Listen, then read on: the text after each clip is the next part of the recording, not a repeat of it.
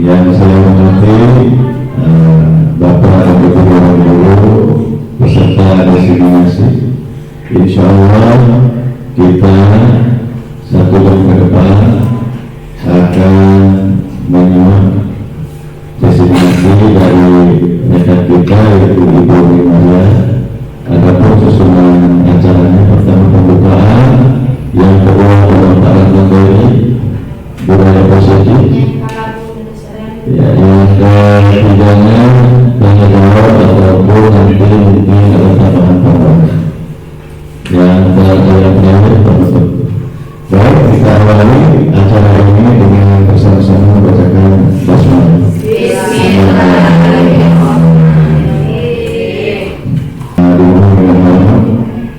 Untuk Bapak Ibu Guru yang bersedia untuk menjadi bijan dipersilakan.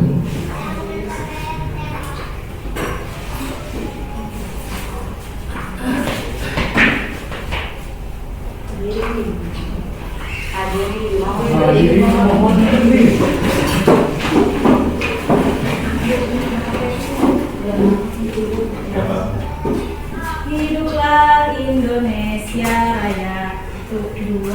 Indonesia tanah airku, tanah tumpah darahku. Di sanalah ku berdiri, jadi pandu ibuku. Indonesia kebangsaanku, bangsa dan tanah airku. Marilah kita berseru, Indonesia bersatu. Hiduplah tanahku, hiduplah negeriku, bangsaku, rakyatku semuanya. Bangunlah jiwanya, bangunlah badannya untuk Indonesia Raya. Indonesia Raya, merdeka, merdeka, tanahku, negeriku yang ku cinta. Indonesia Raya, merdeka, merdeka, hiduplah Indonesia Raya. Serta dipersilakan untuk duduk kembali.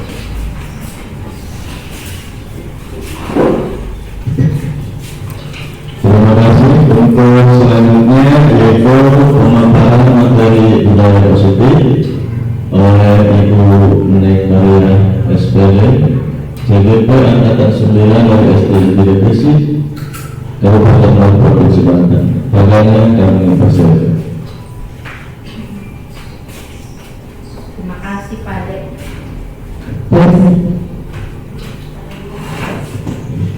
Assalamualaikum warahmatullahi wabarakatuh.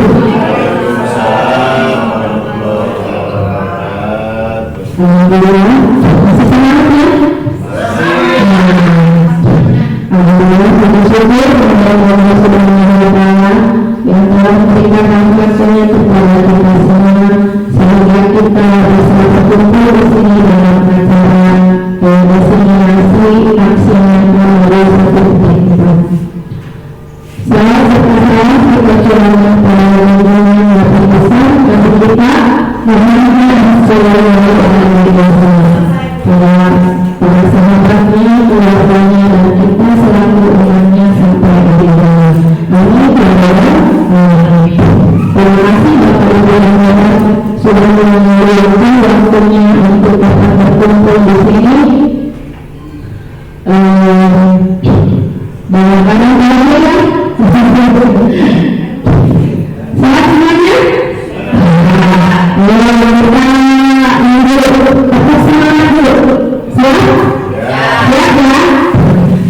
semuanya?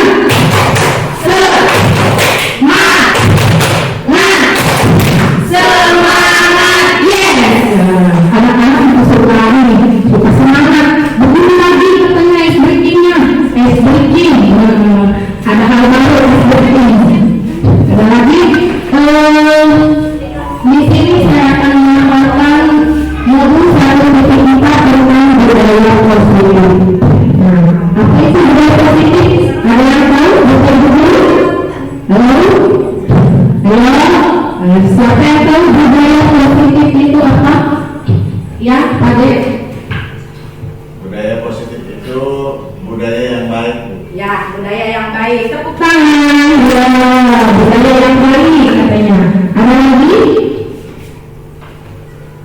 Lanjut. Nah, budaya positif adalah nilai-nilai keyakinan dan kebiasaan-kebiasaan di sekolah yang berpihak pada murid agar murid dapat berkembang menjadi murid pribadi yang kritis, penuh hormat dan bertanggung jawab. Nah, itu budaya positif. Kuncinya adalah bagaimana penerapan guru sebagai pelaku sosial dalam mengembangkan watak dan karakter murid. Guru mengingatkan dan mengajarkan menjadi lebih baik tanpa mengubah hak yang mereka miliki. Budaya positif selain dididik adalah pendekatan yang mengutamakan perlakuan positif, pengembangan diri dan pembentukan karakter yang baik kepada anak-anak. Nah, ini ada contoh-contohnya. Contoh budaya positif yang dapat diterapkan di sekolah antara lain yaitu memberikan program, penghargaan, dan pengakuan ketika anak mencapai sesuatu yang baik. Ini membantu meningkatkan kepercayaan diri dan motivasi anak untuk terus belajar dan berkembang. Menciptakan lingkungan yang bebas dari kekerasan fisik atau verbal, memperhatikan kesetaraan dan menghormati perbedaan individu. Ini menciptakan suasana yang kondusif bagi anak-anak untuk belajar dan berkembang tanpa rasa takut. Nah, suatu di sekolah kita melakukan budaya positif sudah ya. Selanjutnya mengajarkan nilai-nilai dan membantu anak-anak mengenali pentingnya integritas, tanggung jawab, kerjasama dan kejujuran. Ini membantu dalam pembentukan karakter yang baik dan mengajarkan anak-anak bagaimana mengambil keputusan yang benar. Menciptakan pengalaman belajar yang menyenangkan dan menarik dengan menggunakan metode pembelajaran yang inovatif seperti penilaian, eksperimen, atau proyek kolaboratif. Ini membantu anak-anak tetap bersemangat dan antusias dalam belajar. Kita sedang melakukannya dan Bapak Ibu Bapak Ibu dengan melakukan penilaian sudah semua program para pengguna belajar.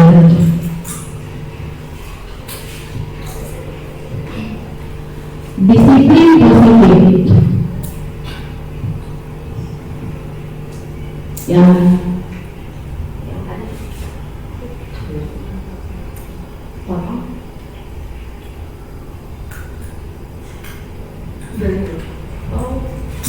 motivasi peraturan perilaku manusia. Motivasi perilaku manusia adalah pengenalan tentang faktor-faktor yang mendorong seseorang untuk bertindak. Ini bisa termasuk dalam intrinsik dan ekstrinsik, keinginan untuk pencapaian atau motivasi sosial. Selanjutnya, kebutuhan dasar. Konsep ini merujuk pada pemahaman akan kebutuhan dasar manusia seperti kebutuhan akan makanan, air, tempat tinggal, keamanan, rasa cinta, harga diri, dan aktualisasi diri. Memahami kebutuhan ini dapat membantu dan mendukung pertumbuhan dan perkembangan individu. Nah, kita sebagai Bapak Ibu guru semoga harus mengetahui kebutuhan dasar apa yang mereka belum pahami. Selanjutnya, keyakinan keras. Di sini kita sudah melakukan keyakinan keras atau tidak? Sudah. Keyakinan keras adalah keyakinan yang dimiliki oleh guru tentang kemampuan dan potensi siswa. Segitiga restitusi adalah proses tentang bagaimana tindakan dan respon dalam situasi konflik dapat berdampak pada hubungan antar individu. Setelah memahami konsep-konsep ini, Anda dapat menerapkannya di kelas dan bermain dengan cara berikut. Di kelas, nah ini untuk di kelas ya, Anda dapat menciptakan lingkungan pembelajaran yang mendukung disiplin positif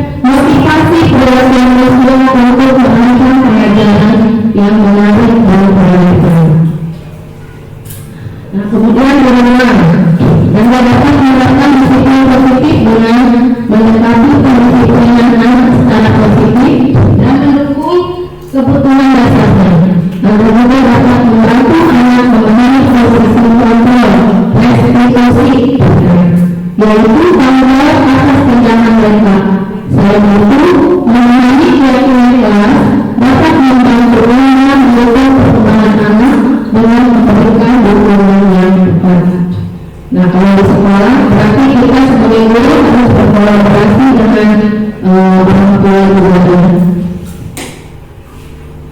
Penerapan konsep-konsep tadi seperti disiplin positif, terus kebutuhan dasar, lagi yang akan membantu menciptakan budaya positif bebas dan dewasa yang mendukung perkembangan anak dan perkembangan pembelajaran yang berkelanjutan.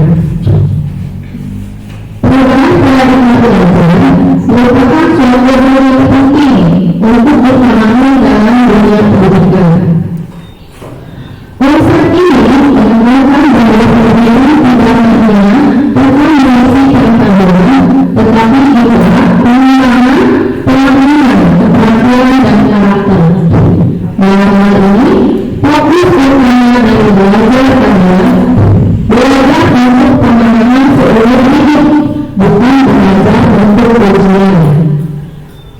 Oleh karena itu, di kelas guru dapat menciptakan lingkungan pembelajaran yang mendukung disiplin positif dan memahami kebutuhan dasar siswa. Guru juga dapat meningkatkan keyakinan kelas dengan memberikan dukungan dan pengakuan pada kemampuan siswa. Selain itu, memahami konsep motivasi perilaku mahasiswa dapat membantu guru merancang pengajaran yang menarik dan relevan.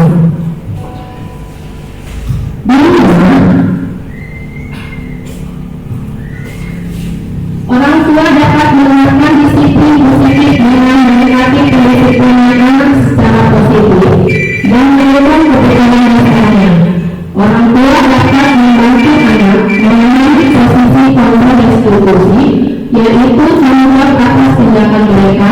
Selain itu, memahami keyakinan kelas dapat membantu orang tua mendukung perkembangan anak dengan memberikan dukungan yang tepat. Penerapan konsep-konsep ini akan membantu menciptakan budaya positif di kelas dan rumah yang mendukung perkembangan anak dan pembelajaran yang berkelanjutan. Dengan demikian, perubahan paradigma belajar, disiplin positif, motivasi perilaku manusia, kebutuhan dasar, posisi kontrol institusi dan keyakinan kelas, serta restitusi adalah konsep-konsep yang sangat penting untuk dipahami dan diterapkan di dunia pendidikan dan keluarga. Terima kasih. Nah itu kita lanjutkan ke PNM. Boleh digunakan pakai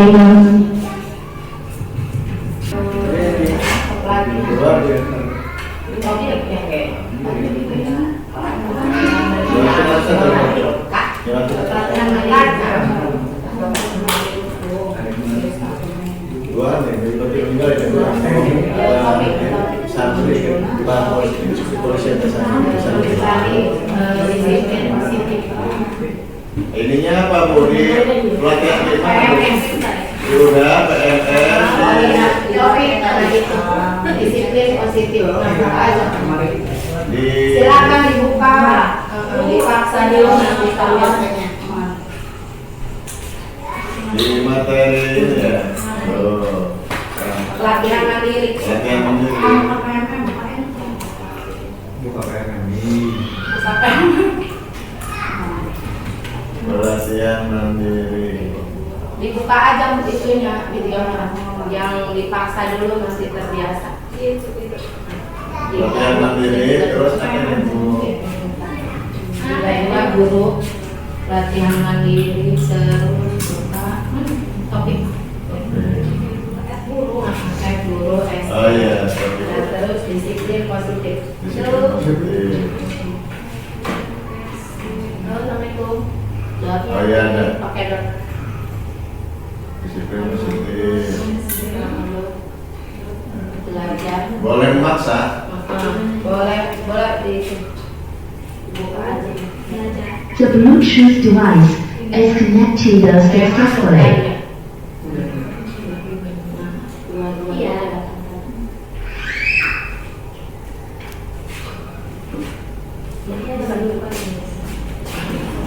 Topik disiplin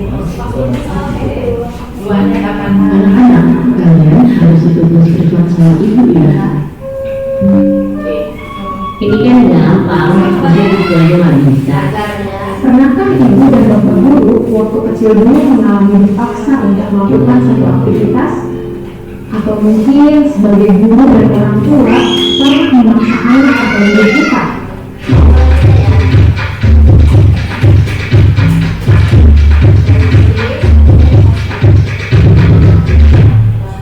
Memaksa terkadang bisa berhasil, setidaknya untuk jangka pendek. Mungkin anak pada saat itu akan melakukannya karena rasa takut. Namun, ada dampak jangka panjang yang mungkin tidak kita sadari ibu dan bapak guru. Perilaku tidak akan jadi kebiasaan dalam jangka panjang. Perilaku itu hanya akan dilakukan jika ada paksaan yang luar. Karena perilaku tersebut bukan muncul dari kesadaran internal. Kedua, akan hilang ketertarikan bahkan muncul antisipasi terhadap kegiatan yang dilakukan. Misalnya anak yang dipaksa oleh musik, mungkin melakukan pada musik, bukan karena musiknya, tetapi karena pemaksaan. Yang ketiga, pemeriksaan ekspresi dan potensi anak menjadi terbatas. Tiga dampak pemaksaan yang ibu dan bapak guru saksikan tadi tentu saja bertolak belakang dengan perilaku disiplin yang kita harapkan. Ki Hajar Dewantara mengingatkan bahwa disiplin yang kuat adalah syarat utama untuk mencapai kemerdekaan. Dalam konteks pendidikan, untuk menciptakan diri yang bebas diperlukan disiplin yang kuat, yaitu disiplin diri dan memiliki motivasi internal. Sementara merdeka menurut Ki Hajar Dewantara yaitu tidak hanya terlepas dari perintah, akan tetapi juga cakap buat memerintah diri sendiri. Hal yang sama diungkapkan oleh Diane Gomez bahwa disiplin diri dapat membuat seseorang menggali potensinya menuju kepada suatu tujuan, sesuatu yang dihargai dan bermakna. Sebagai pendidik, kita sebenarnya menerapkan cara-cara yang lebih positif ketika menekan murid melakukan sesuatu tanpa harus memaksa. Di antaranya dengan melakukan hal-hal sebagai berikut. Yang pertama, mengajak atau mendorong murid melakukan kegiatan yang membuat mereka senang. Yang kedua, membantu murid untuk menemukan inspirasinya.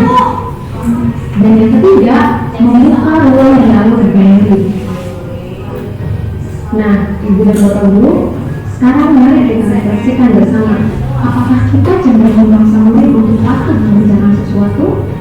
Atau dengan kita melakukan cara-cara lain yang membuat murid merasa senang dan dihargai dalam mengerjakan sesuatu?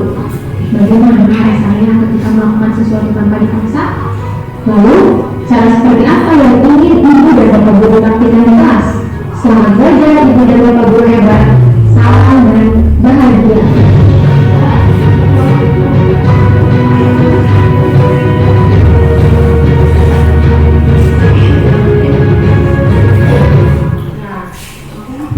Jadi mengenai sikap tersebut, untuk terbiasa itu tidak perlu dipaksa ya.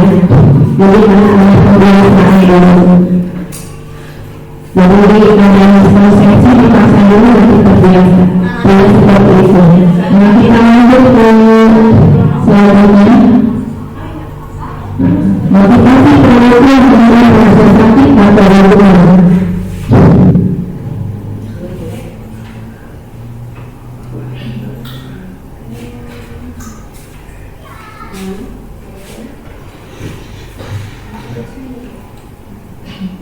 Saat menjadi murid, sebagian dari kita pernah merasakan hukuman.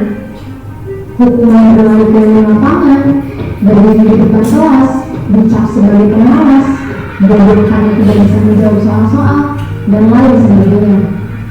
Ibu dan bapak guru, apakah praktik-praktik tersebut masih terjadi di kelas kita saat ini? Menurut James Wilson dalam buku The Moral Sense, menyebutkan bahwa seseorang menunjukkan perilaku tertentu karena dilatar belakangi oleh 3 level motivasi. Level pertama, untuk menghindari rasa sakit atau hukuman. Level kedua, untuk mendapatkan penghargaan dan penghormatan dari orang lain. Level ketiga, untuk menghargai dirinya sendiri.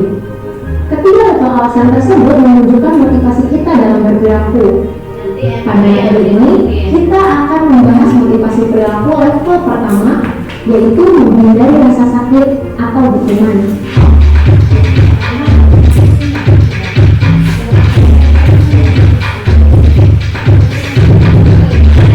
Perlu diketahui bahwa secara naluriah manusia itu cenderung menghindari rasa sakit dan hukuman. Oleh karena itu, hukuman bisa berhasil mencegah perbuatan dan perilaku buruk pada murid. Namun ternyata, hukuman itu ada efek sampingnya bagi beberapa guru. Rasa sakit dan hukuman cenderung akan menghasilkan emosi-emosi negatif. Hukuman membuat seseorang cepat merasa lelah dan letih, karena pikiran mereka berusaha keras menghindari rasa sakit itu. Fokus pada rasa sakitnya. Sebagai guru, kita juga menghindari rasa sakit dan hukuman, bukan? Sebagai contoh, seorang guru datang mengajar tepat waktu, maka motivasinya bisa saja. Yang pertama, menghindari ditegur kepala sekolah di hadapan guru-guru lain pada saat rapat. Atau yang kedua, menghindari dari perasaan bersalah yang muncul karena dipanggil oleh kepala sekolah ke ruangannya. Nah, sebagai pendidik, sebaiknya kita berhati-hati dengan menyikapi perilaku murid agar dapat menanganinya dengan tepat. Tidak hanya solusi praktis yang sifatnya sementara, namun juga menyadarkan akan akibat dari perbuatannya. Hal ini akan membuatnya belajar dari kesalahan dan berusaha untuk tidak mengulanginya lagi. Jika di beberapa guru melihat murid menunjukkan perilaku buruk, coba lakukan 3 hal ini. Yang pertama, jangan langsung menghakimi murid. Coba ajak mereka bicara terlebih dahulu dari hati ke hati. Yang kedua, jadilah pendengar yang baik untuk mereka. Jangan mengelak saat murid berbicara. Dengarkan saja hingga akhirnya murid menceritakan motivasi dan alasannya melakukan perilaku buruk tersebut. Yang ketiga, bimbing murid untuk memahami konsekuensi apa yang mereka dapatkan atas pilihan dan perilakunya.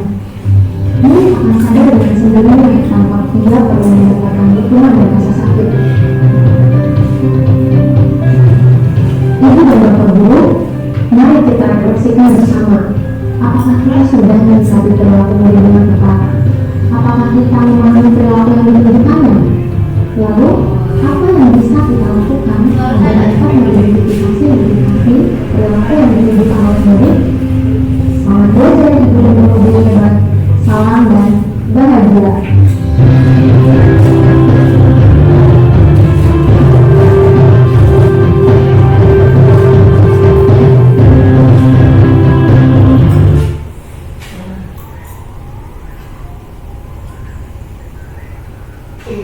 Motivasi perilaku karena bukan hadiah dan pujian. Nggak bisa di-download, aku pengen ini. Belum bisa, screenshot. Belum bisa di-download. Ibu dan bapak guru, masih ingatkah ketika menjadi murid guru, kita senang dan bahagia saat guru memberikan pujian atau hadiah. Kita dijanjikan jika menjawab pertanyaan dengan benar, kita diberi coklat atau permen. Kita diiming-imingi kalau tugas selesai dengan cepat, kita bisa pulang duluan.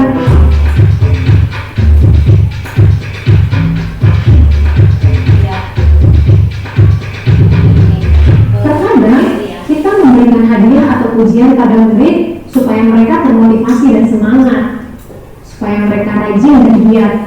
Kita merasa hadiah dan pujian ini sangat penting bagi murid, tetapi apakah hal itu sudah tepat dan sesuai dengan kebutuhan murid? Diane Gozen menjelaskan bahwa mendapatkan hadiah atau pujian dari orang lain bisa menjadi motivasi seseorang melakukan sesuatu.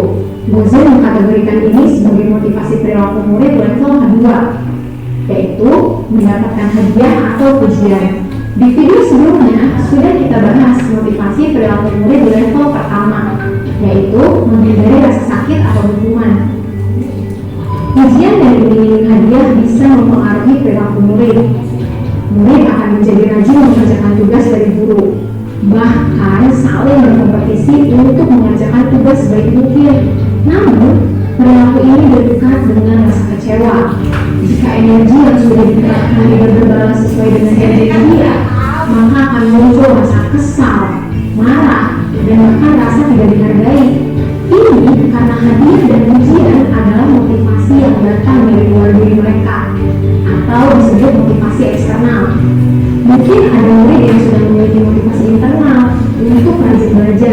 Namun, apa yang terjadi dengannya jika motivasi internal yang sudah terbentuk itu diganggu dengan motivasi eksternal berupa janji hadiah dan pujian itu? Ibu dan bapak guru mungkin bertanya, lalu gimana dong cara memotivasi murid tanpa pujian dan hadiah? Saya punya jawabannya. Kita perlu membedakan antara hadiah atau pujian yang dijanjikan dengan apresiasi. Nah, apresiasi ini dilakukan di akhir atau di ujung pembelajaran, sehingga perilaku murid tidak digerakkan oleh sesuatu yang dijanjikan.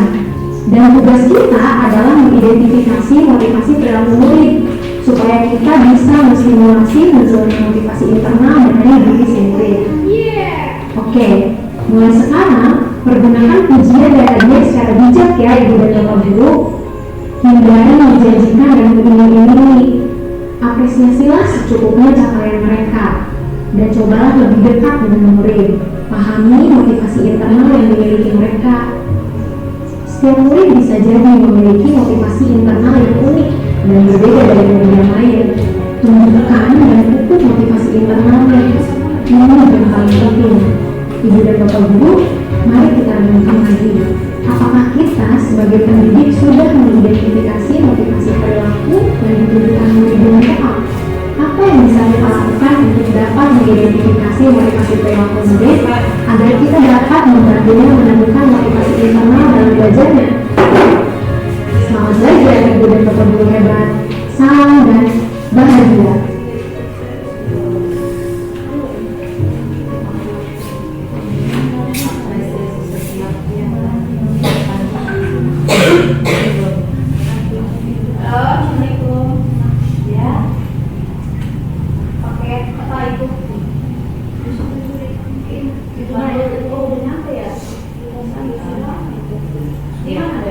Motivasi menghargai. Waduh, di rumah. Punya ini ada nggak? Punya nomor dana dari nanti ada nomor dana ya? Punya nggak? Ada masanya ketika dulu menjadi murid, kita rajin mengerjakan tugas, belajar dengan tekun sampai larut malam, semangat membaca karena rasa ingin tahu, bahkan berkelompok membuat suatu pertunjukan atau prakarya seni. Kira-kira apa yang saat itu membuat kita begitu semangat belajar?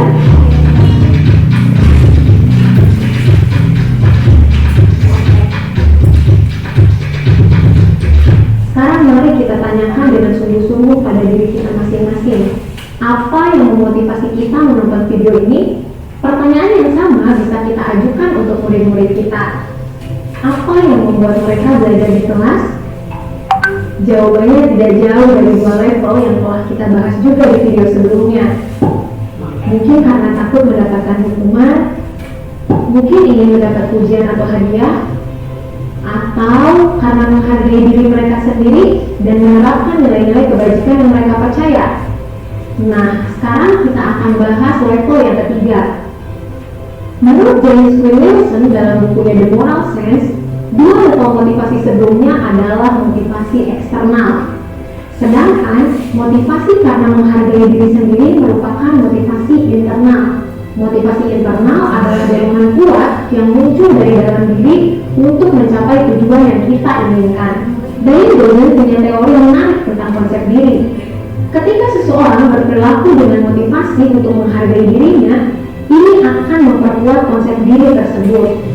Ini karena respon dari luar dirinya tidak akan mempengaruhi kepuasan atas usaha yang dilakukan. Justru malah menguatkan nilai-nilai yang ia yakini karena kontrol berada pada dirinya sendiri. Ia tidak begitu mempedulikan tanggapan dari luar dirinya, tetapi fokus pada nilai apa yang ia yakini dan ingin menjadi seseorang yang seperti apa dia. Seorang murid yang memegang teguh nilai kejujuran misalnya tidak akan mau mencontek karena tidak sesuai dengan nilai itu. Perilaku berdasarkan keyakinan nilai yang muncul dari dalam diri cenderung akan bertahan lama atau long term, dimanapun dan dalam keadaan apapun.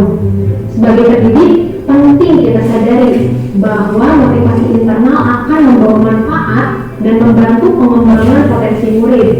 Untuk memunculkan motivasi internal murid, ibu dan bapak guru dapat menstimulasinya dengan mengajukan pertanyaan-pertanyaan berikut ini. Apa nilai yang diyakini dalam keluargamu?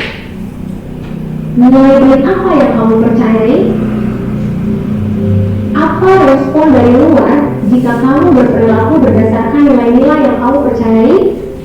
Apakah bila kamu melakukan sesuatu karena nilai-nilai yang kamu yakini akan membuatmu merasa puas, nyaman, dan senang? Apa yang membuatmu melakukan hal tersebut? Kamu ingin menjadi seseorang seperti apa? Apa tujuan pribadi yang ingin dicapai dari belajar atau mengerjakan sesuatu? Pertanyaan-pertanyaan tersebut dapat membantu murid menggali keyakinannya dan menemukan motivasi internalnya, sehingga ia akan menghargai dirinya sendiri. Ibu dan Bapak Guru, mari kita renungkan bersama. Apakah kita sudah mengidentifikasi motivasi dan perilaku murid dengan tepat? Lalu, apa yang dapat kita lakukan untuk membantu murid menemukan motivasi internalnya? Selamat belajar, Ibu dan Bapak Guru hebat. Salam dan bahagia.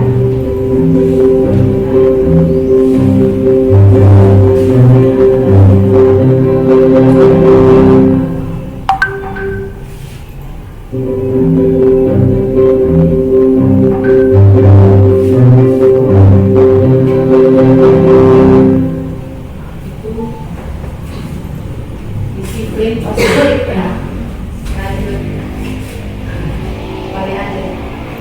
Tadi disiplin positif dan Ya.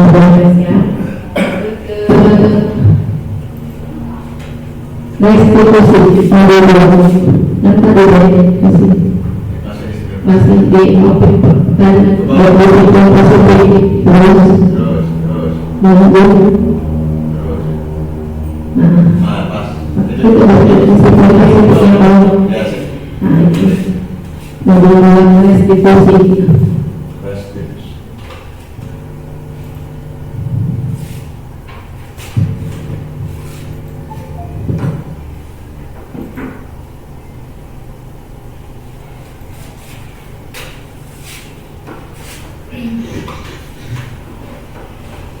Salam dan bahagia dan Guru. Selamat datang di modul restitusi. Di sesi kali ini kita akan berkenalan dan belajar mengenai konsep RDD, yaitu restitusi disiplin diri. Materi ini diharapkan dapat membantu ibu dan bapak guru untuk lebih mengerti akan keberadaan sikap murid dalam setiap masalah yang dihadapi, sehingga kita dapat memilih cara yang terbaik dalam mendisiplinkan murid tanpa adanya hukuman, penilaian sepihak, atau celah.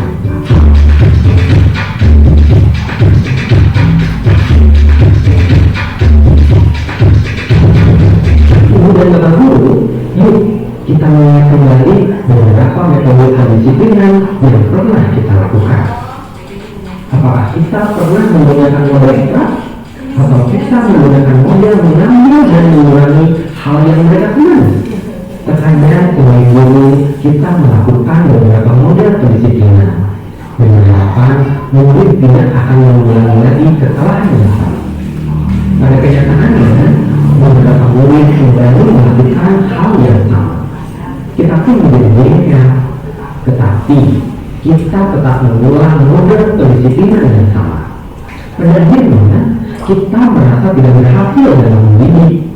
Tidak sedikit guru berpikir dan memberi label bahwa murid ini bandel, murid ini nakal, atau murid ini susah, tidak bisa dimuat, dan seterusnya. Praktik pendisiplinan seperti ini sangat melelahkan dan membuat kesalahan. Perasaan ini bisa dialami oleh dari dosen. Dari pengalaman tersebut, dosen menawarkan sebuah konsep yang disebut restitusi untuk pembentukan disiplin. Restitusi adalah metode untuk penyusunan kembali model disiplin di sekolah. Restitusi berfokus pada solusi atau pemecahan masalah yang bisa dilakukan, bukan pada masalahnya. Restitusi mengajak murid untuk mengklarifikasi kembali pikirannya, sehingga dia bisa menganalisis dan memikirkan langkah yang tepat dalam pemecahan masalahnya. Lalu, mengapa restitusi itu muncul dan baik untuk dilakukan? Berikut menambahkan filosofinya.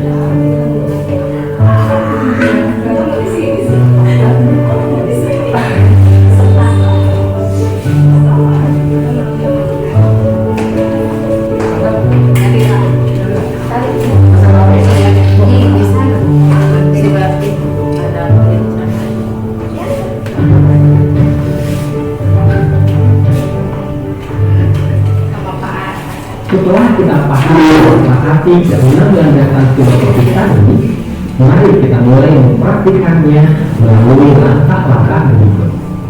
Pertama, ciptakan suasana positif. Kedua, ajak murid untuk berpikir dan menganalisis kesalahannya. Ketiga, beri ruang pada murid untuk memikirkan solusi berbeda. Restitusi memberikan kemerdekaan untuk murid dalam menyelesaikan masalahnya, bukan guru yang memutuskan. Ketika berhasil, akan muncul penghargaan terhadap diri sendiri dan orang lain. Murid merasa lebih berharga dan percaya diri. Mungkin memberikan strategi untuk melakukan restitusi dengan segitiga restitusi. Segitiga ini akan membantu memahami perilaku murid dan membangun hubungan yang lebih baik antara guru dan murid. Sisi segitiga yang pertama yaitu menstabilkan identitas. Sisi kedua adalah kita validasi kesalahannya. Dan sisi yang terakhir adalah menanyakan keyakinan murid kita. Bagaimana ya contoh penyerapan segitiga restitusi ini? Mari kita lihat kelas 12 SMA Nerawang. Bagaimana ini bisa terjadi? Saya menolak ke atas, Pak. Biasaan kamu, Aldi.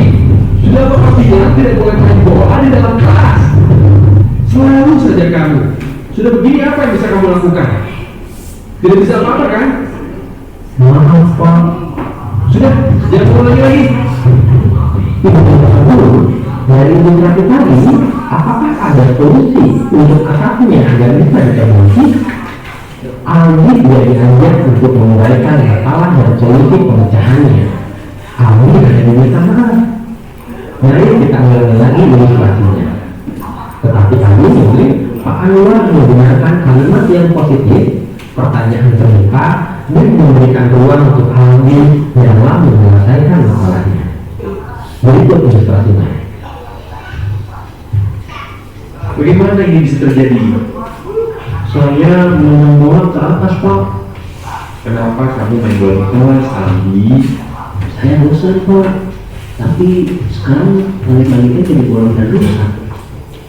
Baik, Bapak mengerti kalau kamu bosan, tetapi tetapnya jadi bola begini. Kira-kira apa yang bisa kamu lakukan untuk memperbaiki ini semua? Ini saja, coba kamu pikirkan apa solusinya. Bapak bisa kasih kamu waktu sampai jam 4 dan coba selesai. Ya, setelah itu kasih tahu Bapak apapun rencana kamu untuk menyelesaikan masalah ini.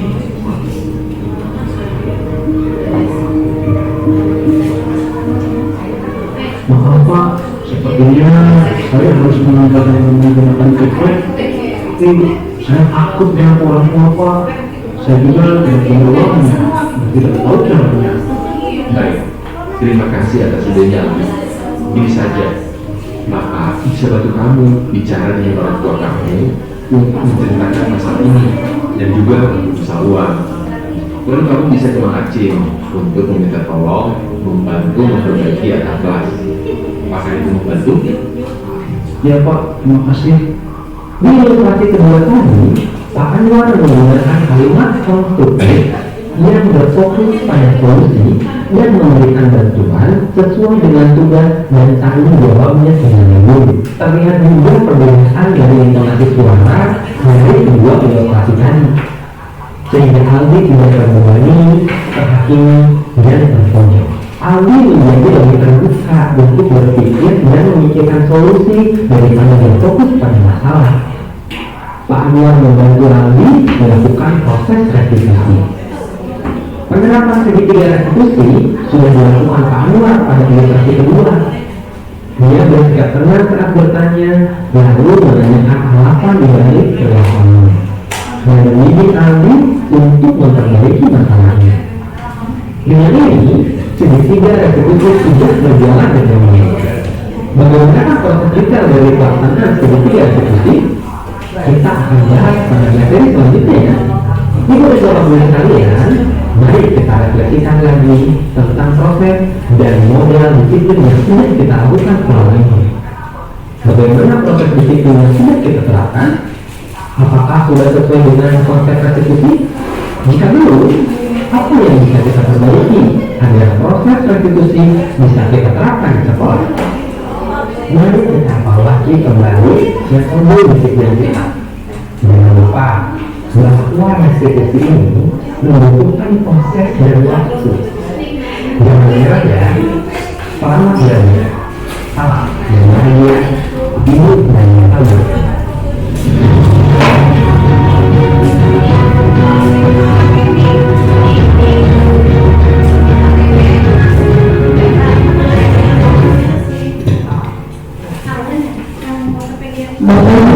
Apakah dari video tadi tentang disiplin positif restitusi, adakah yang pernah mengalami?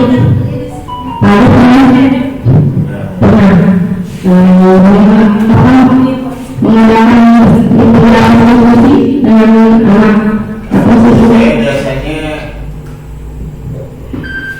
Saya biasanya paling juga biasanya perbaikan, maksudnya menegur, kemudian ya supaya kesalahannya tidak ada tindak lanjut, saya maafkan saja ya. Tapi pas saya mempelajari ini, jadi ada solusi yang harus dibicarakan.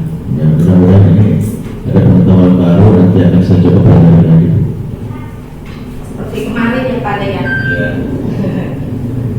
Ya. Lanjut pada video berikutnya.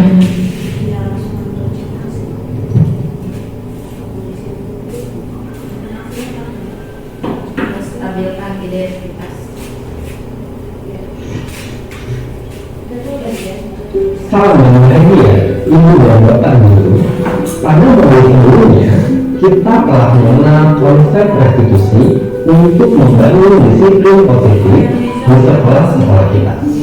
Kali ini, kita akan belajar bagaimana cara melakukan restitusi dengan menggunakan prinsip sisi 1 segitiga restitusi menurut Brian Dosen. Mari kita lihat lagi 3 tahap dalam segitiga restitusi ini. Tahap pertama dalam segitiga restitusi adalah menstabilkan identitas murid yang membuat kesalahan, atau Brian Dosen menyebutnya sebagai stabilized mechanism. Untuk menjalani tahapan pertama ini, mari kita lihat cerita pendek berikut ini.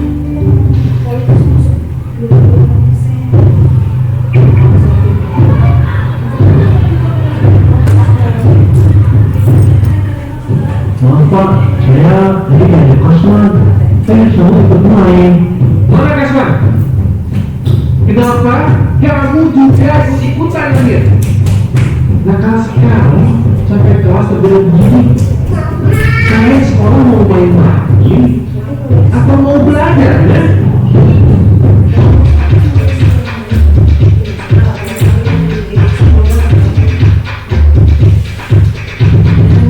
Yang pertama, mari kita membayangkan pamitan cerita pendek.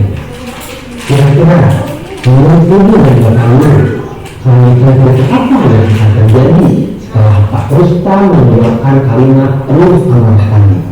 Apakah murid-murid akan bersikap kooperatif dan membersihkan kelas? Apakah mereka membersihkan kelas dengan perasaan senang dan ikhlas atau karena takut? Setelah membersihkan kelas, apakah suasana akan nyaman untuk belajar atau malah merasa senang? Mari kita lihat cerita yang kedua.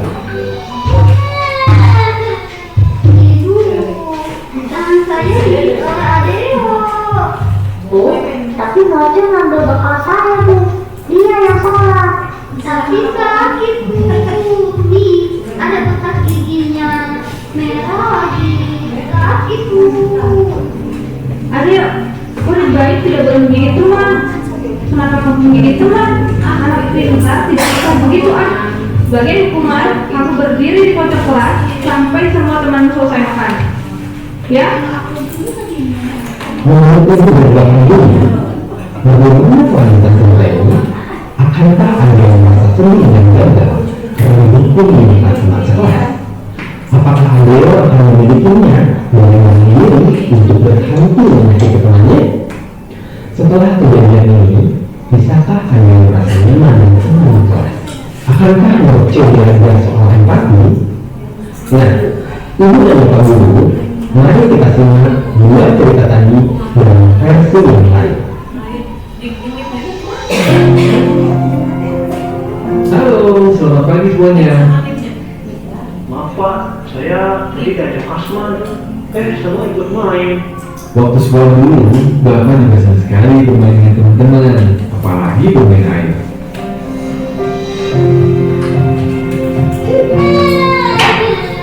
Ibu, tangan saya digigit oleh Adeo. Betul, kamu menggigit Noce. Bu, tapi Noce yang mengambil tangan saya itu. Iya ya, tapi sakit Bu. Nih, ada bekas giginya. Merah lagi, sakit Bu. Adeo, Noce, berbuat salah itu tidak apa-apa. Ibu tidak akan mencari-cari siapa yang salah. Ibu hanya mau masalah ini selesai. Yuk, sama-sama kita pasti bisa menyelesaikan masalah ini. Ibu dan bapak guru, kira-kira bagaimana kelanjutan kedua cerita terakhir? Apakah mungkin anak-anak kelas 11 di kelas Pak Rustam akan mulai mendiskusikan cara mereka membersihkan kelas, melakukannya dengan ikhlas, lalu diikuti dengan suasana belajar yang senang dan penuh semangat? Bagaimana dengan Adeo dan Noce? Apakah akan kembali mengapa sebab sebenarnya Adeo memilih Noce? Ketika sudah memahami sebabnya, mungkinkah Helen mendorong pembelajarnya untuk mendiskusikan suasana kelas yang nyaman untuk kedua pihak? Tahapan pertama segitiga restitusi menstabilkan identitas, merupakan dasar dari segitiga restitusi yang bertujuan mengubah identitas anak yang bersalah dan orang gagal menjadi orang sukses. Teori segitiga restitusi percaya jika kita sebagai guru malah mengkritik kesalahannya, kita akan membuatnya tetap ada di posisi gagal. Berada di posisi identitas gagal membuat anak cenderung menyalahkan orang lain, tidak mau mendengarkan saran, dan sibuk mempertahankan diri ketimbang mencari solusi. Kita bisa menjadi guru proaktif yang berusaha meyakinkan anak dan membawanya keluar dari kegagalan dengan mengatakan kalimat-kalimat berikut. Berbuat salah itu tidak apa-apa. Tidak ada manusia yang sempurna. Ibu atau bapak guru juga pernah kok melakukan kesalahan itu. Kita bisa menyelesaikan masalah ini. Ibu atau bapak guru tidak tertarik pada kesalahanmu, tapi bagaimana mencari solusi dari kesalahan ini. Kamu berhak kok merasa begitu. Kita sudah mencoba yang terbaik yang bisa kita coba. Tidak apa-apa, namanya juga belajar. Kita perbaiki lagi sama-sama. Bukan kamu saja yang tidak berhasil dalam pembelajaran ini. Dengan menyampaikan kalimat-kalimat tersebut ketika guru melakukan kesalahan, kita berusaha memberi pemahaman pada murid-murid bahwa kesalahan merupakan bagian dari pembelajaran. Lewat tahapan sisi 1 segitiga restitusi, kita berusaha menyampaikan bahwa salah ataupun gagal itu hal biasa. Bagian dari kita belajar untuk terus menjadi lebih baik. Dengan menormalkan kesalahan dan kegagalan, kita tidak membiarkan murid merasa sedih dan emosional berlarut-larut. yang membuat mereka tidak bisa mengakses bagian otak untuk berpikir rasional. Menstabilkan identitas anak membantu murid menjadi tenang, kembali ke suasana hati di mana penyelesaian masalah bisa dilakukan. Dengan begitu, murid akan terlibat aktif belajar memperbaiki diri dan keadaan. Bisa jadi dengan ide-ide yang muncul dari dalam dirinya. Dengan proses restitusi, murid akan terlatih menjadi berdaya dan bertanggung jawab. Suasana disiplin positif pun dapat teraih. Ibu bangsa guru tidak mudah memang mengendalikan diri saat melihat murid melakukan kesalahan. Semoga tahapan-tahapan yang telah dirancang oleh Dayan dosen ini dapat membantu kita menyikapi perbuatan dari murid dengan baik. Menanti mereka mengambil pelajaran dari setiap suasana, termasuk ketika mereka melakukan kesalahan. Semangat terus belajar, ibu dan bapak murid.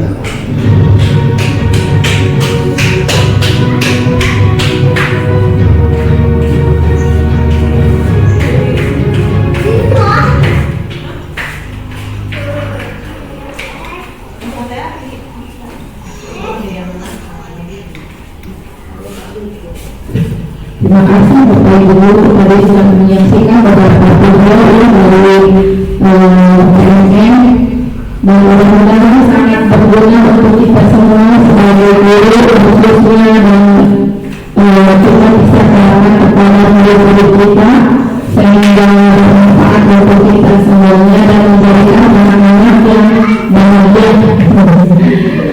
Untuk guru yang saya berterima kepada murid.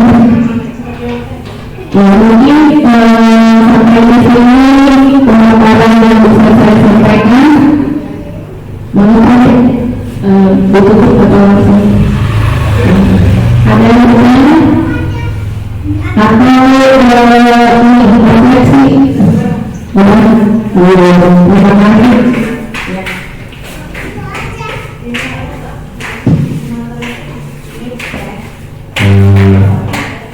Merefleksi juga pembelajaran yang kita dapat ambil dari kegiatan ini dan caranya itu disiplin positif, ya dimana kita sebagai guru tentunya ingin bagaimana kita menangani kasus-kasus yang ada di sekolah kita. Pada disiplin positif itu tadi ibunya sudah menguraikan ya, ada yang hukuman, ada yang kemudian yang restitusi. Sikap disiplin positif pada murid diharapkan kita bisa mengidentifikasi dan mengevaluasi cara kita selama ini dalam membimbing murid untuk memiliki sikap disiplin. Dengan begitu, kita bisa tahu letak posisi kontrol kita dan dampaknya bagi perkembangan murid. Aku pernah lupa bawa buku gambar. Aku disuruh menyanyi lagu di depan kelas. Merefleksi juga pembelajaran yang kita dapat ambil dari kegiatan ini dan caranya itu disiplin positif, ya dimana kita sebagai guru tentunya ingin bagaimana kita menangani kasus-kasus yang ada di sekolah kita. Pada disiplin positif itu tadi ibunya sudah menguraikan ya, ada yang hukuman, ada yang kemudian yang restitusi.